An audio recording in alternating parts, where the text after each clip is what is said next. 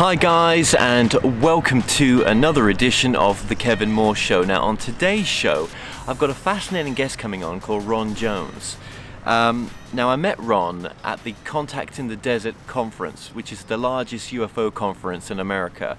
It was the final day, so most people are packed up, most vendors were gone. I think the final speaker was David Wilcox, and I was hanging around the conference because I had a few interviews to do, and that's where I bumped into Ron Jones, and he had a fascinating story to tell about some of the Apollo astronauts that when they went to the moon, there was a craft that followed them to the moon and back to Earth. So just to give you a bit of background on Ron, he is a Launch Team Deputy Program Manager and Biospace Experiments Business Development Manager and Primary Corporate Customer Interface. Now, while Ron has worked in the space program for most of his career, he primarily worked for the Space Shuttle and the International Space Station and some other departments as well. Nowadays he works for the Boeing company. So I found him to be integral, I found his story to be grounded, and I just really wanted to share it with you guys. So enjoy my interview with Ron. So Ron, thank you so much for joining us. And this is very fitting that you're joining us in the very hall that Contact in the Desert just took place. This was the biggest hall, and I feel like right now we're in this warehouse. And I think this is very fitting for your story. So thank you for sharing this with me. You don't know me, you know, you've taken this on an intuition, and I'm glad that you did. You know, we were obviously maybe meant to have bumped into each other. I always believe that. Yeah, everything happens for a reason. So tell me about your story, and just start off from wherever you want to start off from. Probably, you know, what got you into working for NASA to begin with? Well, my earliest memory in life was my dad taking me out and showing me Sputnik. I was 4 years old, so I had the space bug at a young age. I grew up in Silicon Valley, California, Sunnyvale, right the heart of Silicon Valley. So I've been surrounded by highly, you know, technological companies and technical people. You know, I went to San Jose State, and I literally lived at the doorstep of NASA Ames, Moffett Field, NASA Ames, all my life was there. So my first job came about. My first job in life was at NASA Ames as an intern, and I worked in the Lunar Impact Lab, which the year that I worked there, the guys discovered the relationship between the types of craters that they were seeing in the lunar orbiter pictures, and those morphologies, and the thickness of the lunar regolith. And it was that year that they determined, just in time, the ratios and the relationships. So that data, the year I worked there, they were able to actually pick the Apollo 17 landing site. One of the criteria was the thickness of the lunar soil, lunar regolith. That was the first site that we landed where we actually knew the thickness of the lunar regolith, based on the research that I had been involved in as a high school intern the year before. So that's what got me at Ames. That was my first job in life. My second job, I was an intern when I went to college, and I at that time I was working in the Airborne Science Directorate at NASA Ames, where they had a whole fleet of airborne aircraft. They had a U-2, they had a couple of Lear Jets, they had something called a Convair 99, used big like a 707 that they used primarily for atmospheric research. They'd outfit this airliner full of instrumentation, and they'd fly it all night, with looking, measuring constituents of the atmosphere, and and they also had it was called the Kuiper Airborne Observatory, a 36-inch aperture telescope, and a modified C-141 Starlifter. I was the tracking system operator, acquisition system operator on that airplane.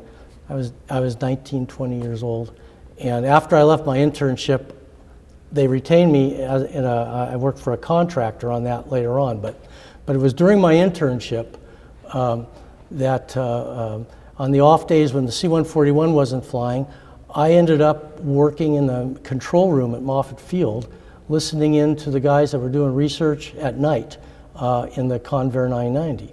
And they needed in case something happened on board the aircraft, if somebody got sick, they needed an ambulance to meet the airplane when it landed, they needed somebody there to take care of it, you know. So about 2 or 3 nights a week till, you know, from about 10 at night till 3, 4, and 5 in the morning, I'd be up listening to the, you know, chatter. So at some point they figured, well, maybe they ought to have somebody more senior doing this than an intern. So one day I get called into the office and with my boss, and he says, Ron, I'd like you to meet this guy sitting here. And the guy looked vaguely familiar to me at the time, and you know, I shook his hand, and he goes, Ron, this is Al Worden. Al Worden, you know, he just got back from the moon, Apollo 15. And Al had about 28 years in as a federal employee. He needed a couple more years to retire, and they stuck him out at Ames for a while, and they were trying to find something for him to do, and I guess my boss said, I got a little job you can do. So anyway, so Al kind of took over that, you know, the head guy role for, you know, being the chief listener at night. And it was him and I. So from, you know, for about, I don't know, 15 hours a week, we'd, you know, 2 or 3 days a week, from, you know, till 3, 4, 5 in the morning. We had nothing to do. We sit up there and listen for the radio, and we just talk. And I was 19 years old. I was really into the space program, even as a young kid. I was president of the local astronomy club and all that stuff. So here I get a chance to talk to Al Worden. So we just talked. He told me all about stuff that happened on Apollo 15. And one day the topic of UFOs came up. And so I said, Al, did you ever see a UFO? And he says, well, as a matter of fact, I have. And I said, oh, so what happened? He goes, well, do you want the real story or do you want the NASA story? And I said, oh, I want both, you know, I want to know what happened.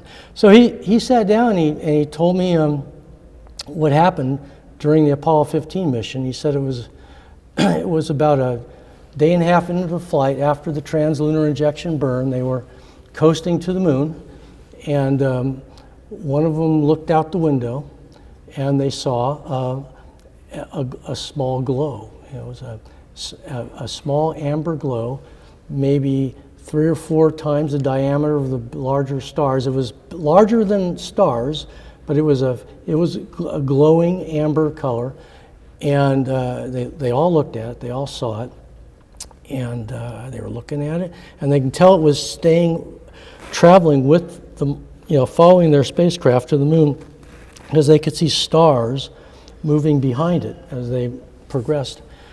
So they turned off the microphones and said, well, what is this? And so they went through a thought process. There was only a couple of things it could logically have been. So it logically could have been the S-4B stage that shot them off to the moon. That was a possibility.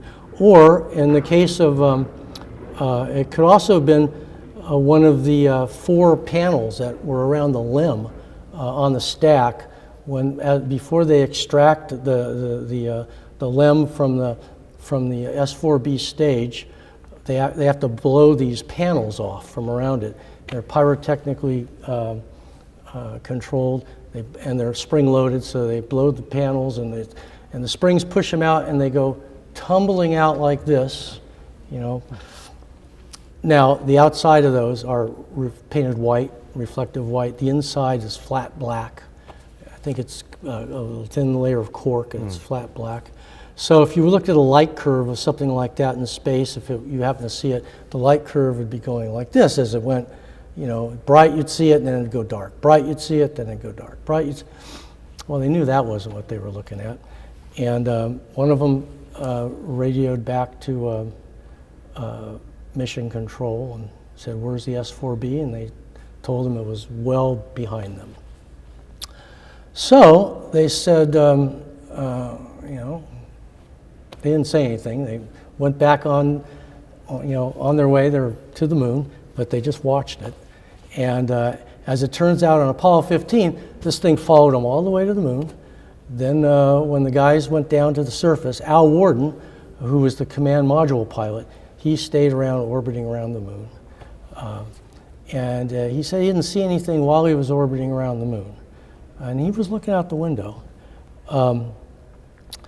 Then when the guys finished up on the surface, they came back up, they made it up, they did the burn to come back home, and they looked out the window and there it was again. Then they saw, and apparently this thing followed them all the way to the moon, followed them all the way back. So they decided during the debriefing, they'd talk about it. They'd tell NASA what they saw. And it's been a while since I talked to Al on this, but there were bunch of people in the room, and they were told in no uncertain terms that they were never to talk about this. Not that it didn't happen, but they were never to talk about it, or they threatened bad things. They just said, don't talk about it. It didn't happen. So I've got two questions for you just before we move on. I've interviewed, people that have come forward to say that the moon, we never landed on the moon, that it was hoaxed. And, people just love this story. So many people believe we never went to the moon. Well, that's a big problem, Yeah, we did go to the moon. We landed there 6 times. We left instruments on the moon that we can still interrogate some of them. There's a retroreflector on the moon that we interrogate regularly to get precise measurements as the distance to the Earth and moon. So yeah, we were there.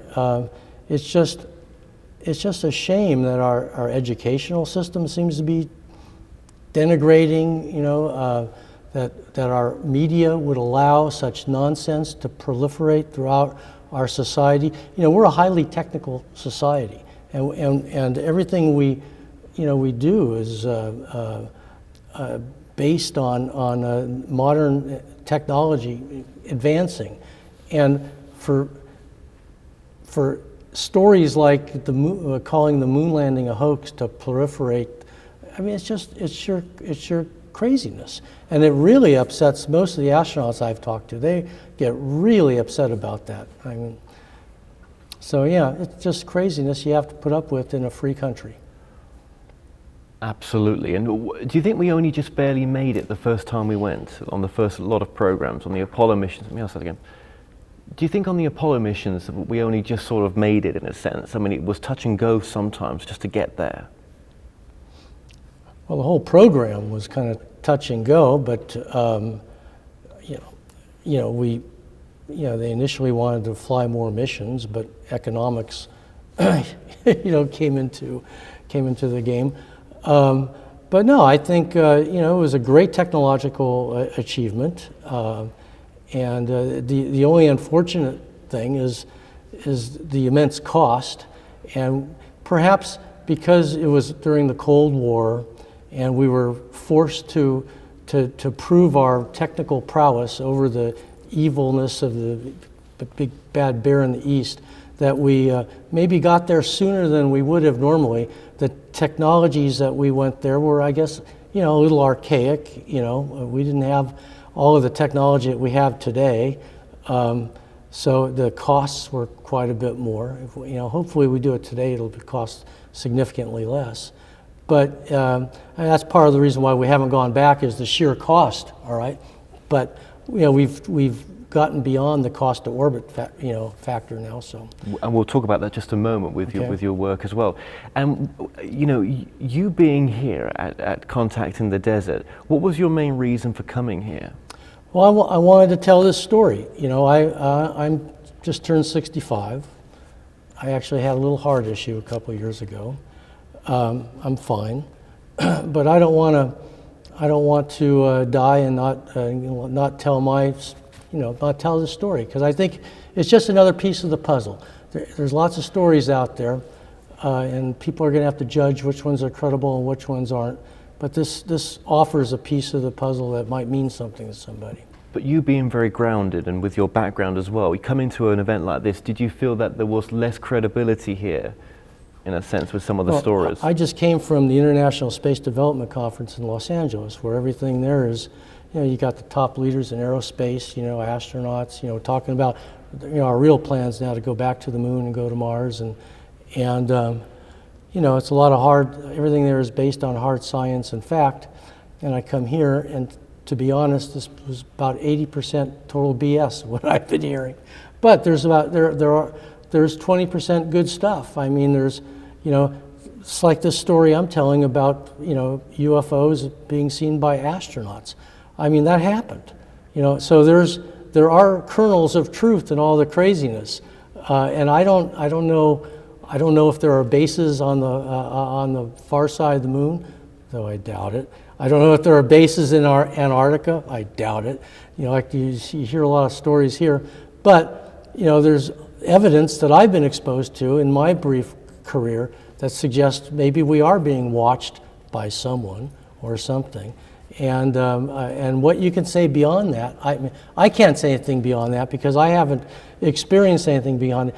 But I'll say this: I did work for quite a while on that airborne telescope, and we spent, I got hundreds of hours as the tracking acquisition system and tracking system operator on this Kuiper Airborne telescope. Oh, right, yeah. And my job was to sit there behind and look at these TV screens, and we tracked the whatever target we were looking at. But we'd see satellites going through all the time, different fields of view. Saw hundreds and hundreds of things. Now this was in the mid-'70s. What were they? What were they? They were satellites. Just Never satellites. saw anything that we couldn't explain. And I saw a lot of the same thing out back here at the conference the last couple of nights.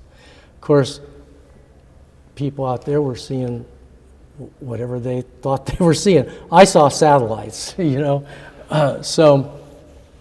But when we start talking about a secret space program, which you've just come from that conference that you came from, yeah?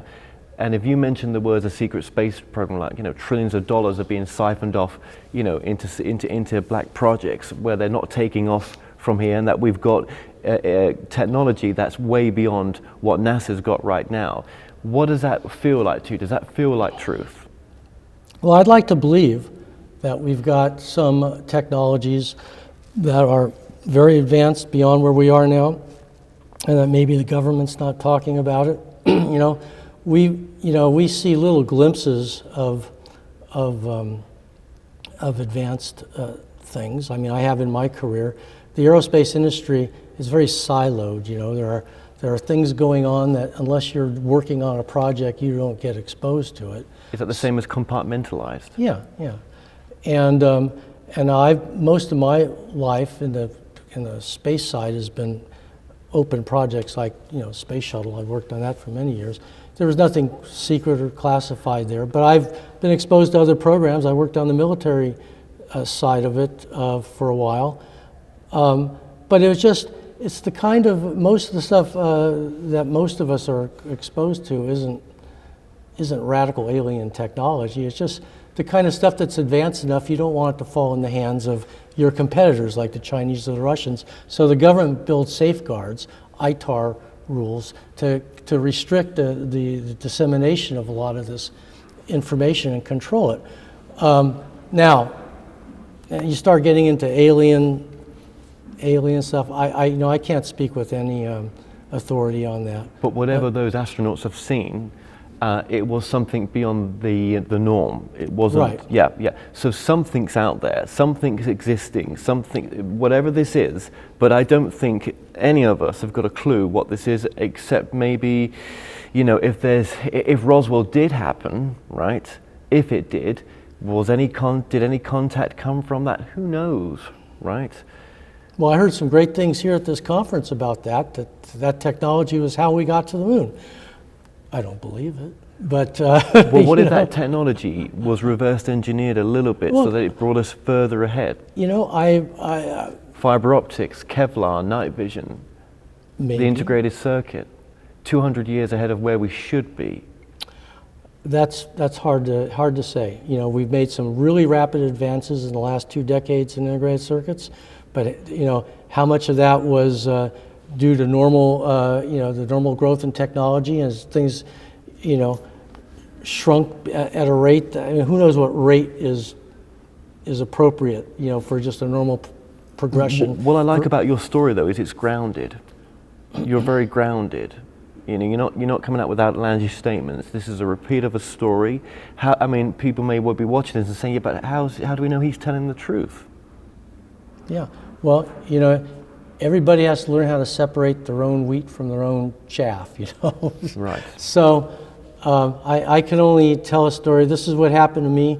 I've waited till at this point in my life to talk about it because I worked with Buzz Aldrin for many, many, many years. Buzz is telling his side of the story, but Al didn't want to talk about it, so I didn't say anything for the last 20 years. Well, let's get into Buzz Aldrin as well. Now, you formed a relationship with Buzz Aldrin, so just tell us how that happened. So many years now after what had happened to Al, I was 19 then. I went to work for Rockwell down in Los Angeles at some point, working on the space shuttle, and I worked on the STS-26 mission, return to flight after Challenger, and I helped build Endeavour.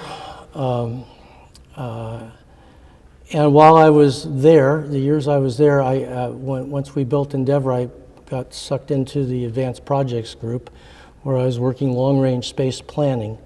At that time, it was the first President Bush had started something called the Space Exploration Initiative. He wanted to take America back to the moon and go on to Mars, and we were all terribly excited by it. Rockwell, I worked for a major aerospace company. They were ready to put some big bucks into it, their own internal research and development money. I was part of a team of about 50 people, I think, in the IR&D world, the IR&D group there at Rockwell, and it was exciting stuff. I got involved in a lot of this long-range space planning stuff, and I developed this long-range plan for human expansion into space, which Rockwell used as a marketing tool. They printed up thousands of them, and a whole bunch of them went to NASA. And one day I got a phone call out of the clear blue from Buzz Aldrin. And it's a funny story, the whole thing, but probably not appropriate for here. But it was Buzz Aldrin. He saw the chart, and he goes, "I want to meet you, and I want to meet the guys at the Advanced Projects group down there at Downey." And this was a Friday afternoon. He said he'd be back on Monday. So anyway, he came. I met him. He came and briefed us. Gave a great briefing at Rockwell, and at that, this is how it happened.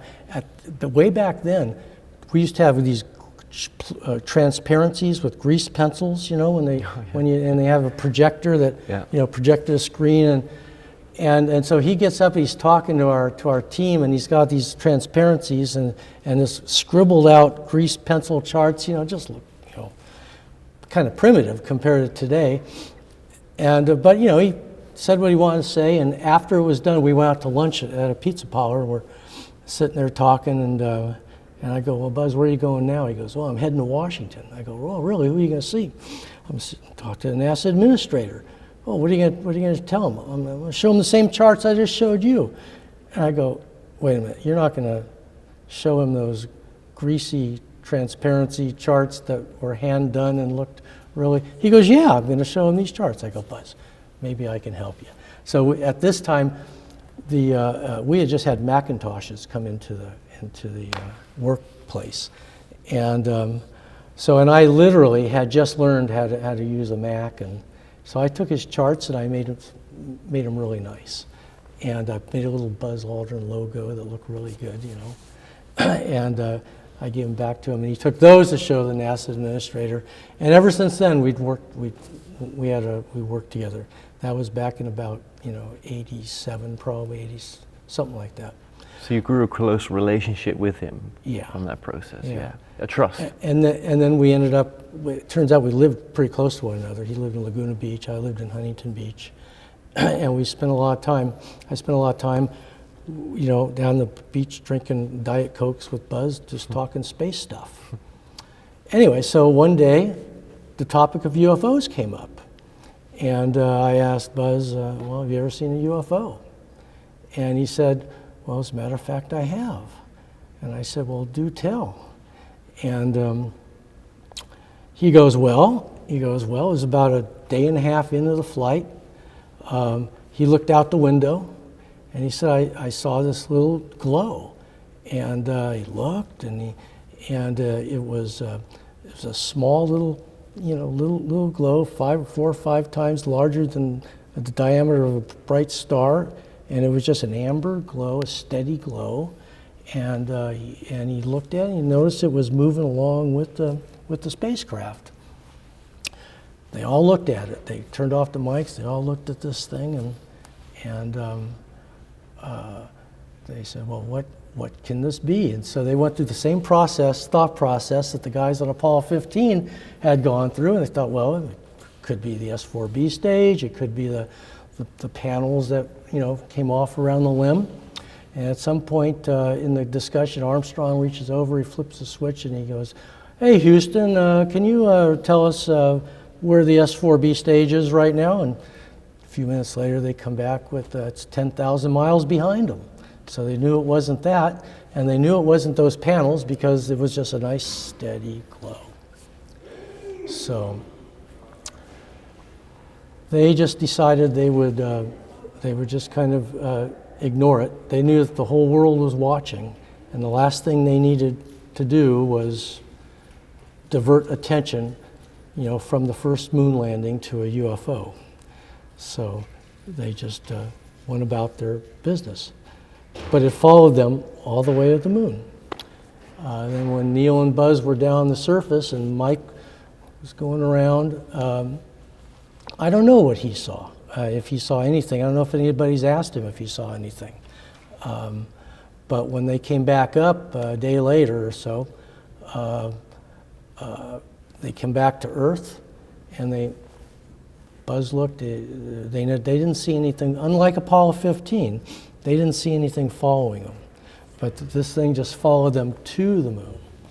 Were they warned not to ever talk about it, do you think? No, that never came up in a conversation at all. I don't believe they were ever warned one way or another. I don't think it ever came up. Why do you think that never came up? Well, why would it? They're training to go to the moon. It's not NASA's job to, be looking for extraterrestrials. So I mean, it just never came up. Do you think, though, that NASA would have been totally unaware that there was anything out there? I think if they, that's just not their. I don't know how to answer that. They certainly weren't trained on how to communicate with something if they came across them. They had their hands full just trying to figure out how to get there and back alive. But when they had the debrief back on Earth. Okay, so on the debrief, they decided they weren't going to say anything. They did say they thought they saw something, Bob, but it had to be one of the panels, and they let it go at that. And NASA never asked. They never went into any detail of a glowing amber glow that followed. They just never told NASA that. So, unlike Apollo 15, where they told them the whole story and NASA said you're not to talk about this. They never went through that on Apollo 11. So, all right, so Buzz tells me the story, and I'm just sitting there going, my God, I've heard this story before. I go, Buzz, have you ever talked to any other crews about if they'd seen anything? He said, no. And I asked specifically about Apollo 15. Have you ever talked to anybody on the Apollo 15 crew about any sightings they may have had? No. So I told him what Al Worden had told me 18 years earlier or something like that. And Buzz said, what? But he thought it was interesting, but we went on to talk about something else. So then, this was about 1988 or so, this conversation must have happened, 88, 89. Then within a year or two, I end up living in Washington, D.C. I moved to Washington from California because at Buzz's request, we were trying to start a magazine actually for kids. And that somehow never got off the ground. But shortly thereafter, we started ShareSpace Foundation. I was one of the co-founders with Buzz and a number of other people, Dave Gump, and a lot of folks in Washington at the time. And the whole purpose of ShareSpace was to open up space to the masses. Our thing at the time was lotteries, using the lottery system to select people to fly at random, or we were trying to promote tourism, space tourism. So we had teamed up with a bunch of other folks doing similar type stuff back there at the time. Eric Anderson had created Space Adventures with Gloria Bohan, and we were trying to get that whole space tourism industry off the ground. And so we were having congressional hearings. In fact, Buzz and I actually did our first congressional hearing. We choreographed for Denny Hastert, who at the time was head of the House Reform and Oversight Committee, and we held, I think it was still the world's first and only congressional hearing in the Smithsonian on the future of NASA and the space program, and that was really cool. And then we had another one around space tourism, and we brought in the world's experts and how we might go about flying people in space. And so that all happened, and during this time frame, Buzz and I were spending a lot of time on the Hill lobbying, trying to promote a next generation follow-on to the space shuttle. Because we were back then, this is 20 years ago, we were thinking, what are we going to be flying after shuttle? Buzz had come up with a concept called Star Booster, which was a reusable first stage based on an Atlas rocket.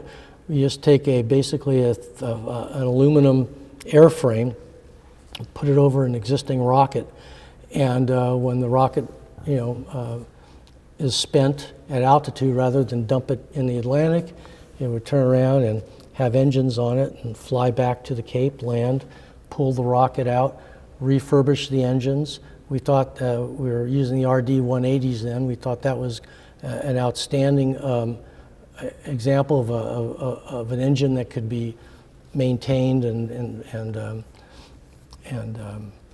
repaired and flown again. So it was a marvelous concept to, instead of throwing these boosters away, reuse them, 5 or 10 times.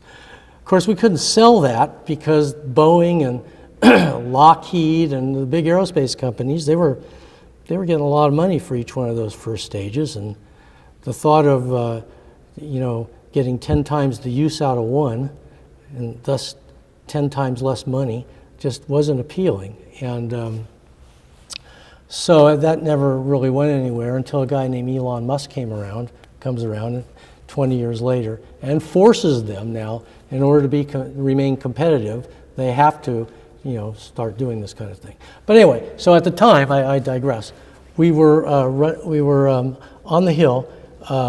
We talked to everybody on the Hill, on the senators, congressmen, and we talked to aerospace industries about some type of reusable spacecraft approach to the next generation.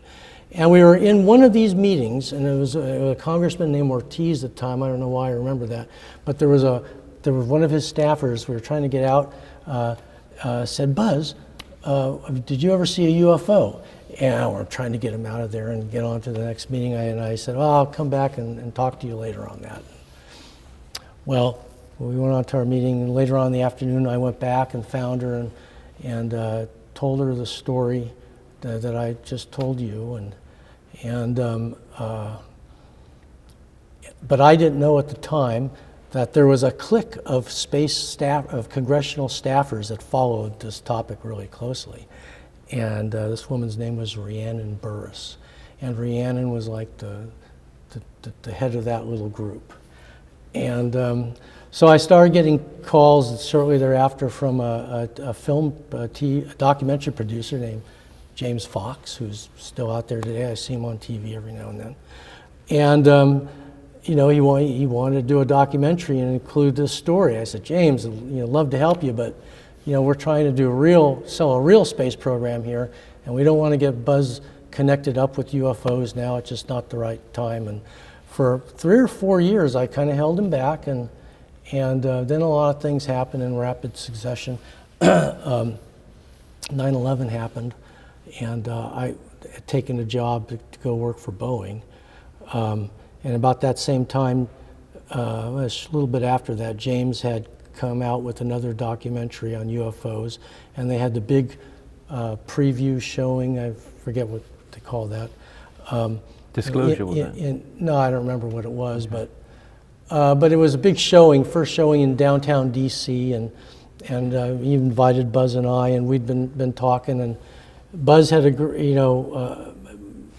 Buzz thought that, man, maybe it's time to tell the story, and so James had asked me to do write up a treatment of what happened for the documentary, and we ended up meeting with a high-level guy from a sci-fi channel, and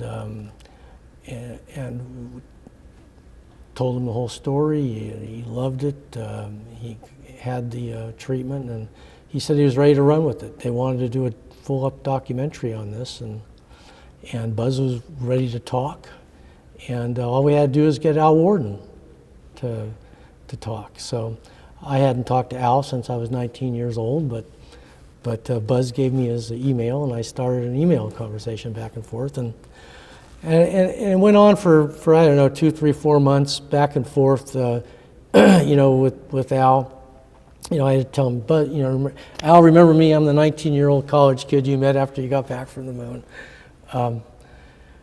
Anyway, long story short, after going back and forth many months, he just didn't want to talk about it. So I figured he wanted to take it to his grave, and he has every right to what he wants to do. So the project never really went anywhere. I went off to St. Louis, and then now Buzz has told his side of the story. It's out there. But is it the same story as what he told you? Yeah, same story. But there's other stories, similar, not UFO stories, but Buzz had seen cosmic rays flash through his eyes, and sometimes when people would ask him about UFOs, if he didn't want to talk about it, he'd go into that story, and kind of deflect. Oh, I see. He's very good at deflecting a conversation away from one thing to another, and he has a few other things he brings up. And he knows you're talking about this now? I told him last year that I was going to start talking about it, so you guys are more than welcome to go talk to him about it. He's told the story before now, so he doesn't mind. I've held back for all these years only because out of deference to Al Worden and the guys on Apollo 15. I figured if they'd want to talk about it, they would. Now, I've learned here at the conference that Al Worden recently has talked, so that's great, right? But there is a documentary where Buzz is on that documentary for a few minutes talking about this story. It's a British documentary, came out many years ago now. I think it has something to do with called The Untold Story of Apollo. And there's about a 3.5 minute section of Buzz telling this story. Okay. Yeah, I mean, I'd love to go. It's the same story. It's out there on the internet. You can find it. I'd love to go see Buzz. So it's just. In fact, I saw something else recently where somebody had taped him telling the story. So he has told the story.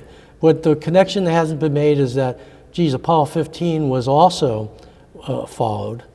Now, last year at the International Space Development Conference, I spent quite a bit of time with General Tom Stafford, who commanded Apollo 10, and I told him the story. And he told me they didn't see anything on Apollo 10. Which is interesting. And I don't think he had no reason to lie. These guys are old guys now, they're in their late 80s. Edgar Mitchell, though, talked about I don't believe Ed saw anything. He did the ESP experiment, and he talked to a lot of people. I wish I would have been able to meet him before he died and ask him about this, because this It just wasn't meant to be. But, yeah, I don't think he even knew this. I don't think he ever talked to Al Worden. I never heard anything that, What does this story do for you? Has it changed you in the sense like you see that there's maybe a bigger reality out there we really don't understand, but it is out there? Does that change you? It changed my life as a young guy to actually hear from an astronaut that just returned from the moon that they were followed by something. That made me think differently about a lot of things over the years. Yeah. How do you think it changed them? How do you think that changed Buzz, for example, as well, when he saw this? That's a good question. When we had that conversation, he had just written a book on first contact called Encounter with Tiber, and we were proofreading the book, I think, when we had this discussion. So that it might very well have affected Buzz. He'd never probably tell you that. But it must do. I mean, not just. I mean, to go into space is one thing. I mean, when we mentioned Edgar Mitchell, he had an awakening experience, didn't he, in space kind of thing. I can't remember the word he used, but he used a kundalini or something like that. I don't know what he used, right? But this like aha moment that he's more than his body, that there's something greater out there. Do you know what I mean?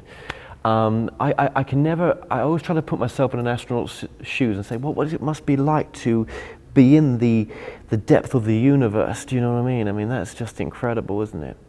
Just to be in that void of foreverness. Yeah, well, we're all in that same void together on Earth, We are on a spaceship, aren't we, really? Yeah, that's true. And I wonder if on the International Space Station there are ever any sightings which never make it onto, reported channels. Well, I think there have been a number of them. You do? Oh yeah, I think there have. And I know even recently, I was at a space conference, I don't know, 2 or 3 years ago, and I bought one of these little black boxes that you can hook up to your computer and your TV, and so that the video from the space station is always on your TV. So, and I used to sit there and just look at the Earth, and it's beautiful stuff coming down from the space station. And every once in a while, it would just go black, they'd turn it off. And you listen to the chatter on the internet, and apparently, although I didn't see it, there were times when things would go into the field of view of the camera, and somebody at NASA would see it, and they'd turn it off. I don't know. But we've all seen stuff that was photographed up. I mean, there's been a lot of things around space station. But I haven't personally investigated them. Yeah. Could somebody have taken that and doctored it up and released it on the internet? Yeah, maybe. So I haven't really, don't have too strong of an opinion on that stuff. Should we and can we use discernment in what you're saying to us? Where's the discernment in this story, do you think? The discernment. Or does there need to be? Should we just hear what you've got to say, and then, you're coming across very credibly, but there's always that word discernment sometimes. It's everybody's got to make up their own mind, on this stuff, and there's a lot of information out there now. We were all exposed to a lot of craziness here at this conference, and there's a lot of fantasy, out there.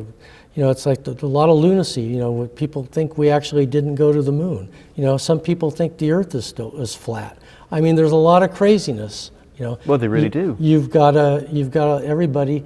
That's why it's important to get a good education, and you got to, make up your own mind what's real and what isn't. Final question: what do you think what they saw was? Have you ever considered it as to really what this phenomena is from the way they've explained the stories to you?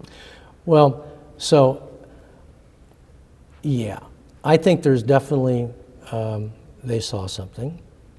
I think there's a high likelihood we're being watched by somebody. And over the course of my life, I've just paid attention to this community, and when you pay attention, you see that there's all kinds of things happening. There's some people, a lot of people see strange things. Some people claiming to be abducted by UFOs. I've actually, when I was in Washington, D.C., through this lady I was telling you about, Rhiannon, I met a number of other UFO folks there, the local MUFON group, and I actually met a few people that claim to be abducted by UFOs, and and these people claim to have strange scoop marks on their body and scars, which I've seen with my own eyes. Now to me they look like a strange scar, but to them it happened during an abduction experience. They look very similar. I mean, there's a lot of weirdness. Maybe so I think you got to have an open mind, in life, and you got to make up your own, make up your own mind based on our own experiences. And my experiences says, well, I think there's good reason that there's something out there. Well, Ron, just thank you so much for giving me this chance to interview you, and this has been a special interview. Thank you. You're welcome.